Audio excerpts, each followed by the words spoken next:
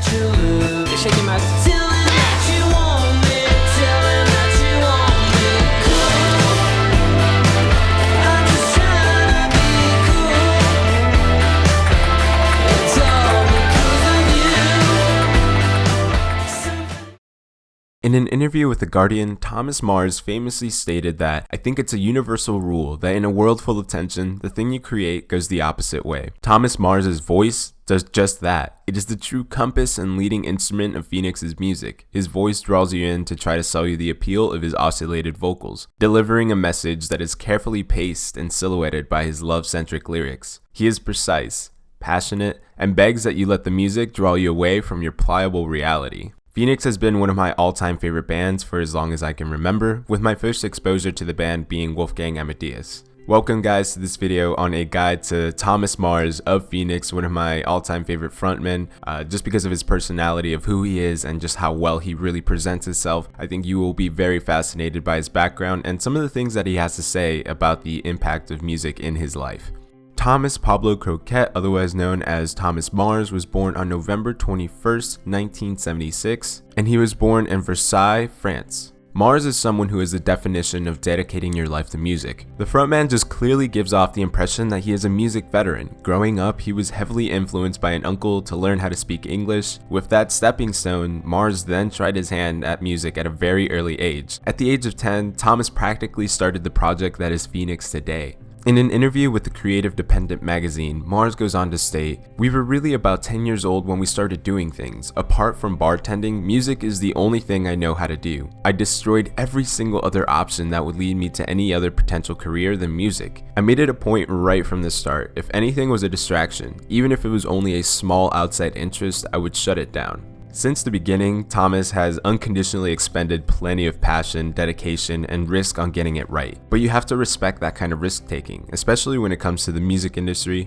4 days into his college career, Mars decided to drop out and further continue to dismiss any other options that would not lead him to a potential music career. The decision to drop out might seem like a radical one, especially to initially pursue a far-fetched dream, but Mars's mindset was the perfect combination of boredom, ambition, and reliance on his own set of expectations.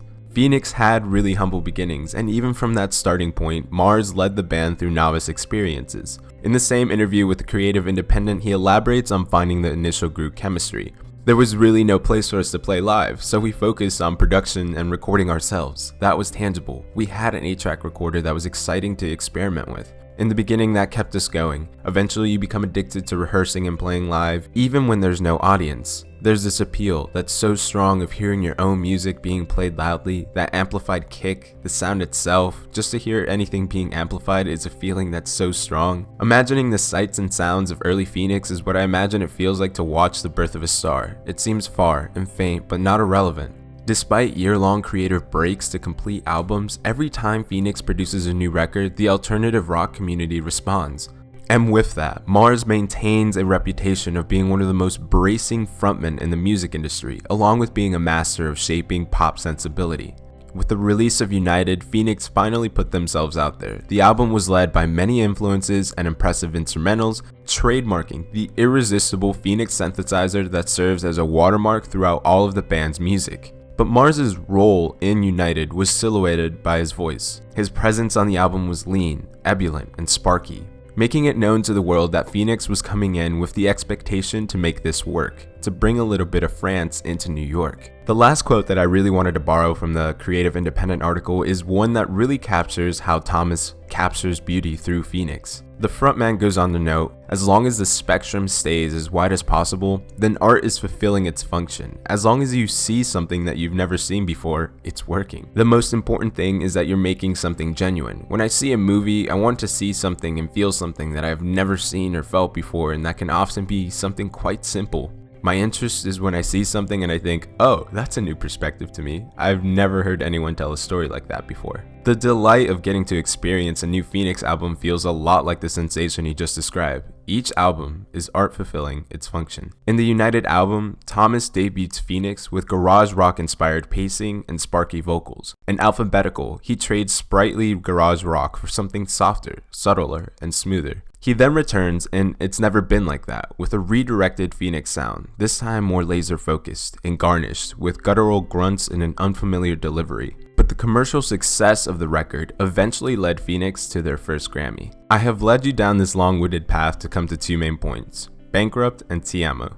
Two projects, which in my opinion should be considered the two best Phoenix projects to date. Bankrupt did such a perfect job of blending just crazy guitar fusions and sounds so well with the synthesizer that I was mentioning that just really highlights who Phoenix really is.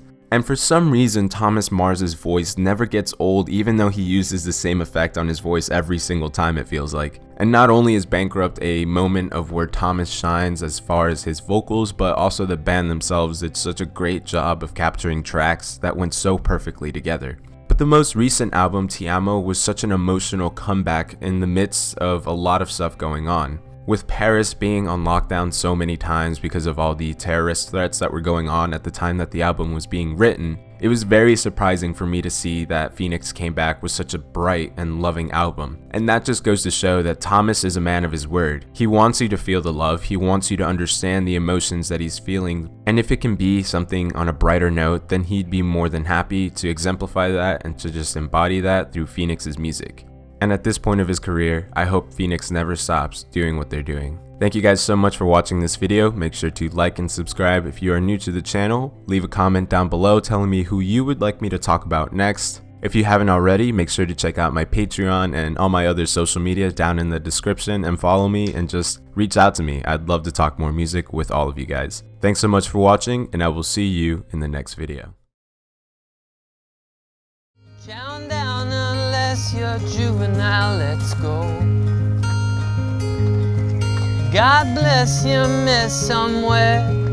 We're sick for the big sun. It doesn't matter what you did, and if you did it like you've been told. True.